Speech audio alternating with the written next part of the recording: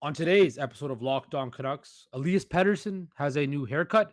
Brock Besser, what will his new contract look like? And do you really have to support the Oilers because they're the only team left in Canada?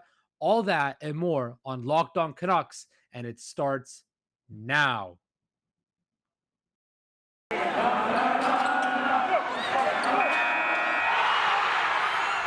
Locked On Canucks, your daily podcast on the Vancouver Canucks. Part of the Locked On Podcast Network, your team every day. Hello, everybody, and welcome to today's episode.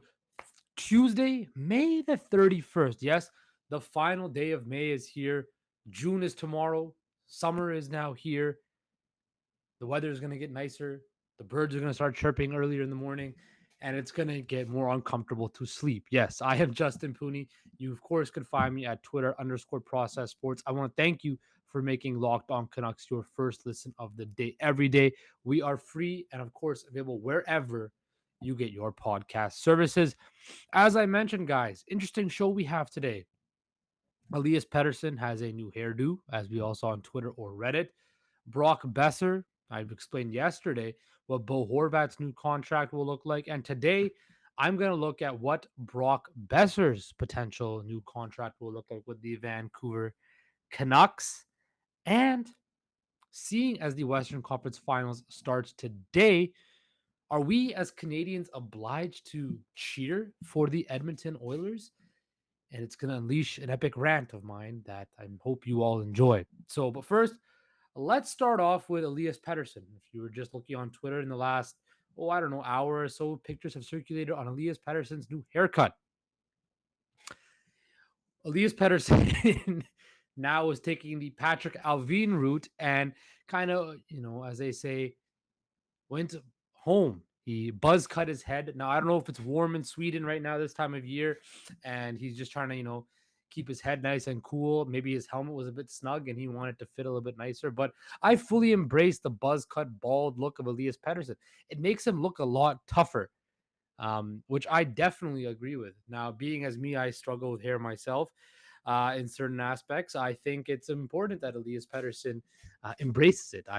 He is stronger than me. But that was kind of funny. I put on Twitter that I would talk about his new hairstyle, and I thought it was kind of funny.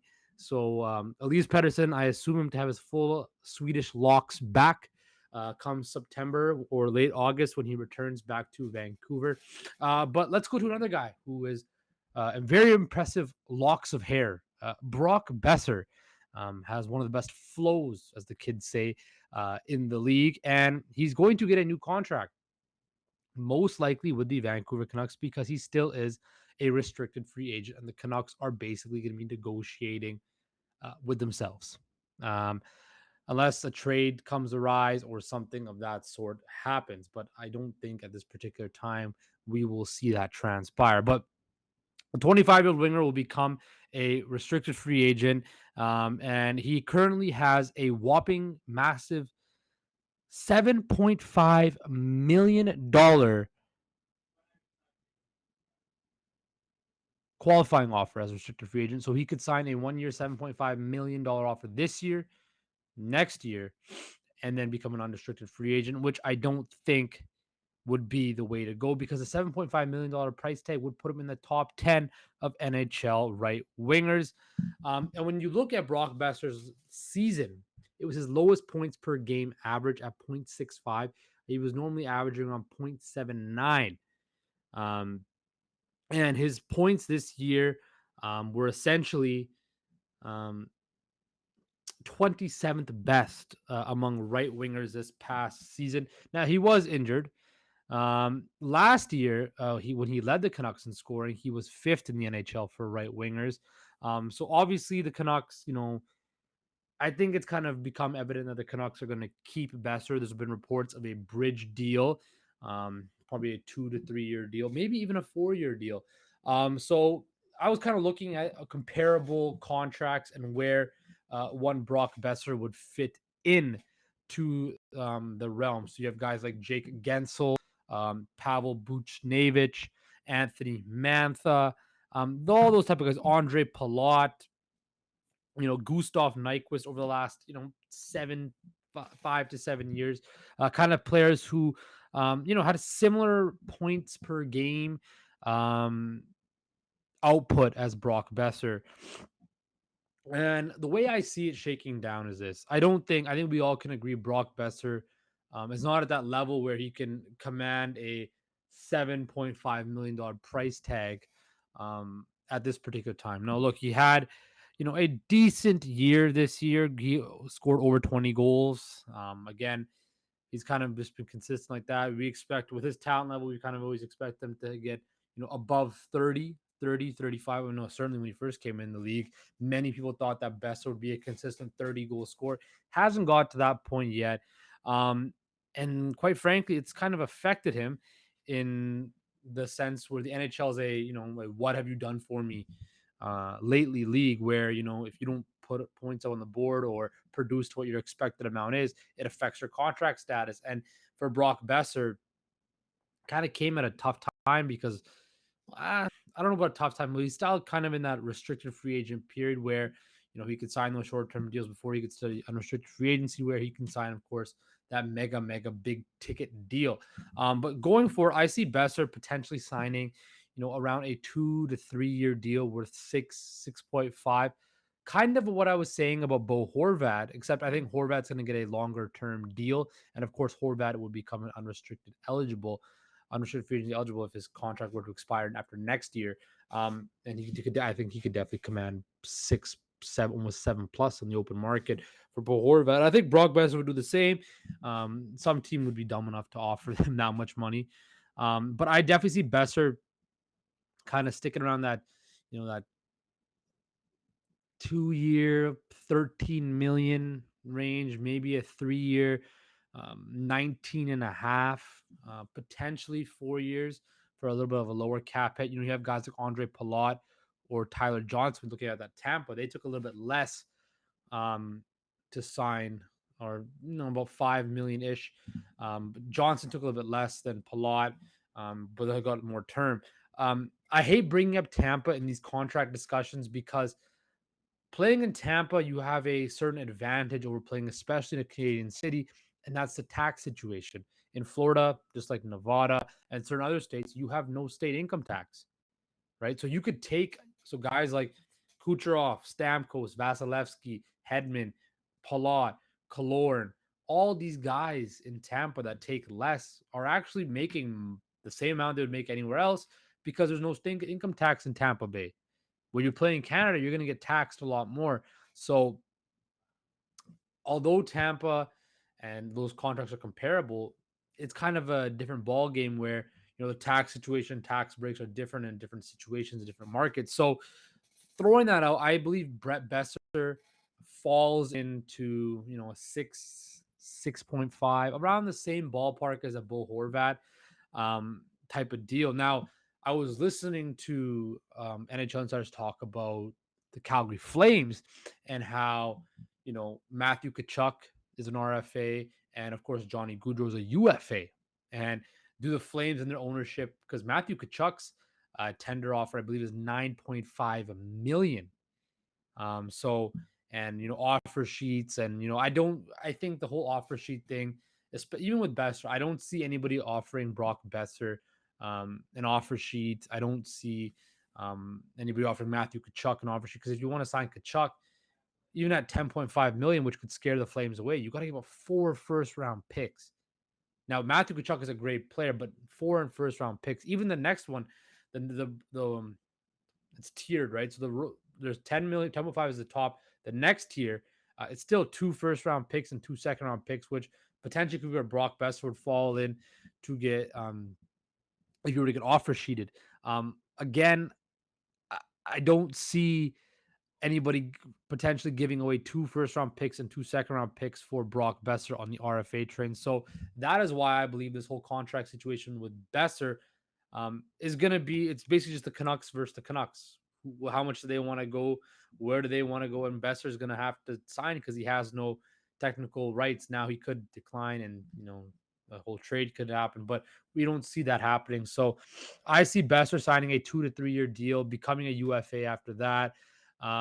for about anywhere between 6.5, 6.25, kind of around there, less than his qualifying offer, and getting that term. Kind of a bet on yourself type deal once again. So that will be interesting to see how that shakes down. I do think they do get this deal done. That's why I was talking about Bo Horvat's deal yesterday, because we're all pretty much certain that that deal is going to get done. I next think the Besser deal will get done too. Tomorrow, I'm going to talk about the JT Miller deal and some comps, because that one is still up in limbo. Of course, talks about Jim Rutherford, and his, oh, well, we have an internal cap number on JT Miller. So that's for tomorrow.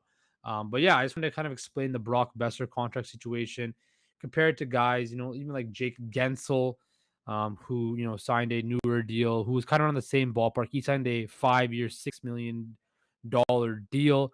And then we have Palat 5.3, Mantha at 5.7. So I see Besser at the top end of that, potentially 6.5 ish around there. Um, so that's going to be an interesting shakedown. But I do think that deal gets done, a bridge deal, and then the Canucks can move forward with Besser in the fold for at least another couple years, and then they can kind of push the decision on whether he's worth keeping long term down the road a little bit longer. But coming up after the break, this is the main part, excuse me, of this episode. Is I'm going to talk about why us as Canucks fans don't feel the obligation to cheer for other Canadian teams during the Stanley Cup playoffs when they are the last Canadian team standing. So stick around for that. But first, I want to talk to you guys about the lovely, lovely people at Rock Auto.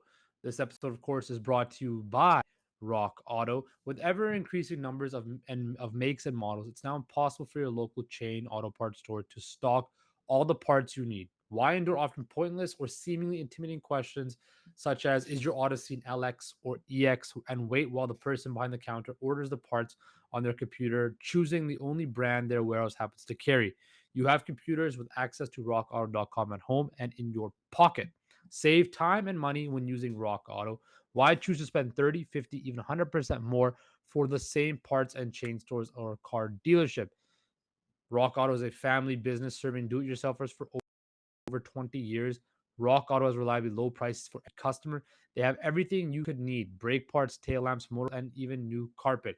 For example, we encourage you, myself, and I wanted to get new tail lights for my car. I was able to go on rockauto.com and find those just like that.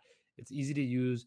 It finds your solutions right away. So go to rockauto.com right now. See all the parts available for your car or truck. Right, locked on in their "How did you hear about us" box, so they know we sent you. Amazing selection, reliably low prices, all the parts your car will ever need. Auto.com. So guys, of course, the NHL conference finals begin today. And quickly, I believe the NHL is Gary Bettman sitting in his offices up in New York, having the time of his life, knowing that he has the New York Rangers, an original six market, the biggest media market in the world, in his final four. The Rangers are an historical brand, have fans all over North America. We have the Tampa Bay Lightning, the two-time reigning defending Stanley Cup champions, on course for their three-peat. Superstars like Nikita Kucherov, Steven Stamkos, Andre Vasilevsky, Victor Hedman, a big name franchise, of course, trying to go for a three-peat, as I mentioned, for the first, excuse me, three-peat since the early 80s of the New York Islanders. Then on the West, we of course have the Colorado Avalanche, which have a young upstart team with superstars, the likes of Cale Makar, Nathan McKinnon, Gabriel Landeskog, Mikko Rantanen, the great story of Nazem Kadri these playoffs. So you have very interesting, juicy storylines. And of course, the Avalanche were one of the best teams in the regular season, taking on Connor McDavid, the biggest star in the game in Canada. And of course, his running mate Leon Draisaitl with Evander Kane, Ryan Nugent-Hopkins, Darnell Nurse.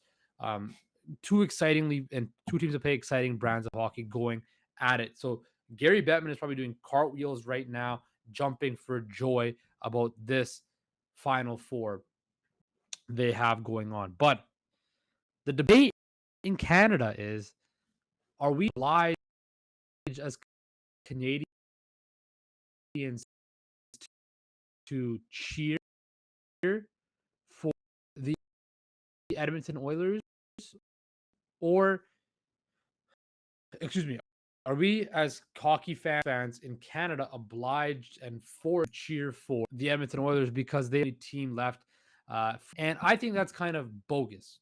Just because there's only one Canadian team left does not mean we have to cheer for the Edmonton Oilers. Now, disclaimer, I want the Oilers to make it to the Stanley Cup Finals because I believe it would be awesome to see the game's best in Connor McDavid um, on the game's biggest stage. If Connor McDavid is playing in the Stanley Cup Finals against either the New York Rangers, an historical original six franchise, or the Tampa Bay Lightning going for a three-peat, that will draw viewers to the game like no tomorrow. Leon Draisaitl, again, is one of the biggest superstars in this game. Having your best players play on the biggest stage just makes the game so much better. You look at the NBA Finals, we have an historic brand like the Boston Celtics with their young superstars like Jason Tatum and Jaylen Brown.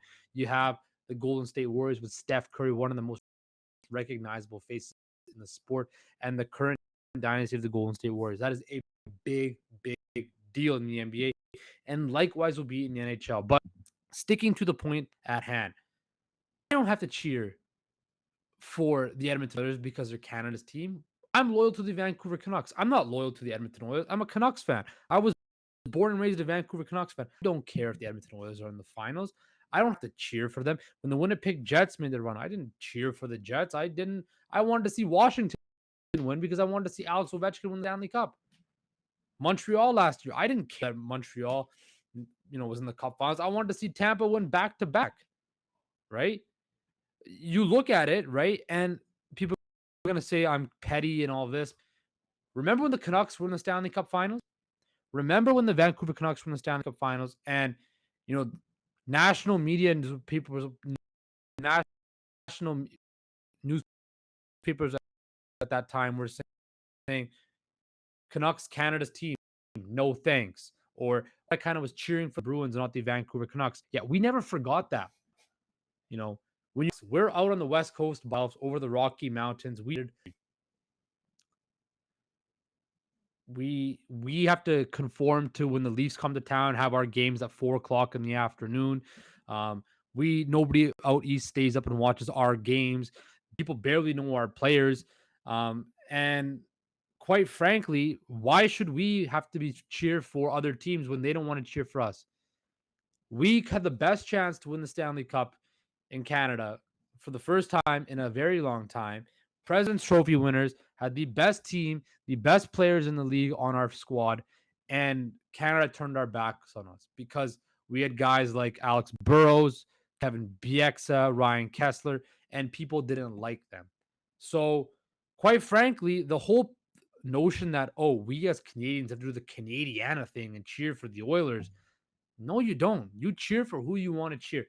If you want to see the Rangers win a Stanley Cup, by all means, cheer for the Rangers. If you want to see Tampa Bay get a three-peat, which would be a historical feat in itself in a salary cap era, by all means. If you want to see Colorado, Nathan McKinnon, and the Avs return to the top for the first time in 21 years, cheer for them. I want the Oilers to win because I want to see McDavid win the Stanley Cup. I think he's the best player. He's playing head and shoulders above the rest. I want to see him play on the biggest stage and in the biggest games of the year. But I'm not cheering for them simply because they're Canada's team. That's not the case whatsoever. We are not obliged as Canadians to cheer for other Canadian teams. It's just I just find that a bogus and stupid remark. So, and speaking of, I was reading a funny article online explaining from a POV of a Leafs fan perspective of Vancouver, and I kind of want to touch on that as well because of course, I disagree with the whole thing. But first, we have one more break, and then we will come back, and I will unleash my fury on people who are trying to perceive us Canucks fans. Welcome back to Keep You Locked In on all things Canucks. Of course, I'm your host, Justin. So as I just mentioned, that no, we as Canucks are not obliged to cheer or forced to cheer for the Oilers because they are Canada's team. Because when we were Canada's team, nobody wanted for us. We continuously get overshadowed by the media in Canada. We continuously never get the respect we deserve. Now I know we have, but let's face it, we were the most dominant, had the most dominant stretch that any of Canada has had. You can say that we never made it past the first round. Made it past the first round consistently during that era, 2000s, early 2000s. So I don't want to hear that. But I was reading an article when I was researching stuff for this show, and it was a blog by a Leafs fan explaining how um, Canucks fans are delusional and always looking up at the Leafs and Toronto wishing to be like them. That's not the case whatsoever. The reason us Canucks fans despise other markets, especially out east, is because we're on the West Coast. Our games are at 10 o'clock at night. Nobody watches us play on the global market. We don't get the national or the um, league recognition that we deserve. You know, we have young superstar players, right? That we rarely get about. Don't really get featured much, down south. And it's certainly fighting to prove that we are a global city. We are, you know, the we've been voted the best place to live in the world countless times. The weather's beautiful. The landscape is amazing. Yes, it rains a little bit, but who cares? Lovely people, lovely melting pot of different types of people from all over the world. Um, Vancouver and the Canucks are, world class. I know Jim Benning has not been the best, but I think this new era, this new ushering, it's just constantly um, things are changing, things are moving better. And when the Canucks were at the peak of their powers, they never received the passion and the desire that they deserved. And Leafs fans always say, "Oh, they give us like what 2 seconds of attention only when we play them, right?" And the fact of the matter is that sticks with us. We want respect. We deserve respect from the rest of the nation, and that is simply what it comes down to: respect and adoration from other people across the country. And when we don't receive that, we feel attacked, we feel slighted. And I was reading this article that this Leafs fan wrote, this blog post, excuse me, and it just was enraged me because we don't want to be like Toronto. We want to be Vancouver, but we just want the respect from the city we come from and the area we are because we don't. We don't get the clout we deserve. We don't get the recognition we deserve. And that's all we want. We just want to be recognized as a world class city and appreciated for what we are. And once we get that, and once we hosted the most successful Winter Olympics in the world where Canada was put on the map and Canadian pride was shown globally in our backyard in Vancouver.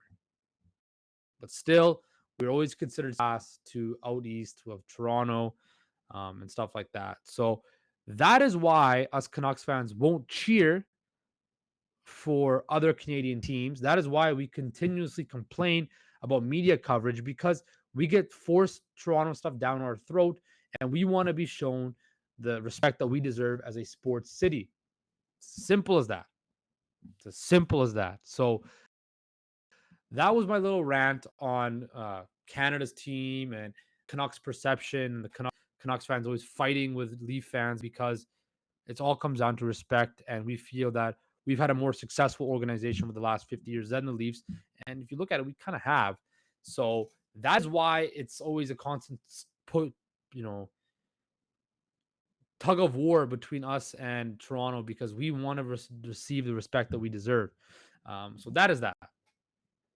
Anyway, that is today's episode of Locked On Canucks. As I mentioned, tomorrow's episode, we will talk on the JT potential contract and, talk about some more stuff potentially if any news breaks in the Canucks. But I want to thank you for making Canucks your first listen every day now. Locked On NHL. Locked On NHL covers the playoffs like no other. Hear the latest news from local experts every Monday through. It's free and available wherever you get your podcast services. Guys, take care, stay safe, and we will talk to you tomorrow.